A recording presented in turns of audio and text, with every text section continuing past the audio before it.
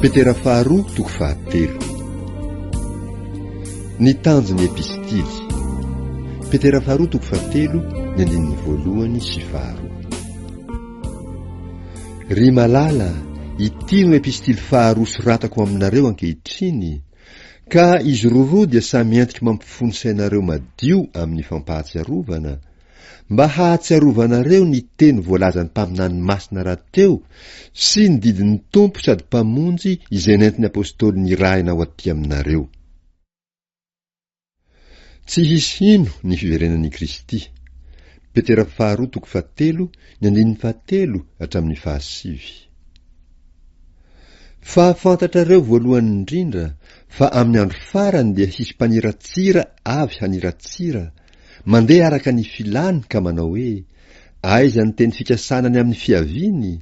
Fa hatr'izay no diny razana mandry dia maharitra tsy miova ny zavatra rehetra. Eny hatramin'ny nanaovana izao tontolo izao aza. Fa miniajamba ireo ka tsy mahalala fa nisy hatramin'ny elany lanitra, ary nisy tany koa izay niseho avy tamin'ny rano, sady rano no nanaovana azy tamin'ny tenin'Andriamanitra, ary rano koa no nandravana izao rehetra izao taloha tamin'ny nanasaforany azy. Fa izao lanitra sy tany ankehitriny izao dia hazoniny izany teny izany ho amin'ny afo, ka tehirizina ho amin'ny andro fitsarana sy fandringanana ny ratsy fanahy.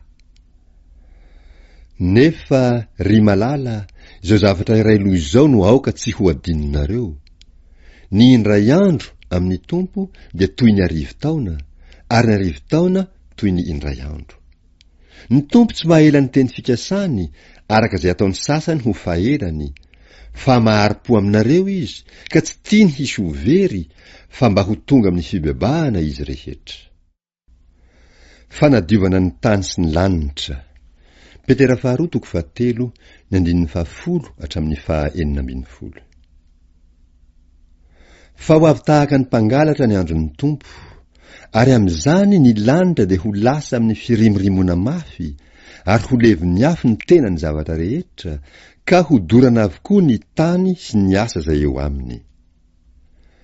Koa raha ho levina toy izany izao zavatra rehetra izao, dia olona tokony hanao ahoana moa ianareo amin'ny fitondratena masina sy ny toe-panaraka an'Andriamanitra, sady manantena no mampahafaingana ny hiaviany andron'Andriamanitra, izay hahamay sy hahalevina ny lanitra, ary handoro sy hampiepy ny tenany zavatra rehetra. Kanefa isika, araka ny teny fikasany, dia manantena lanitra vaovao sy tany vaovao izay itoeran'ny fahamarinana.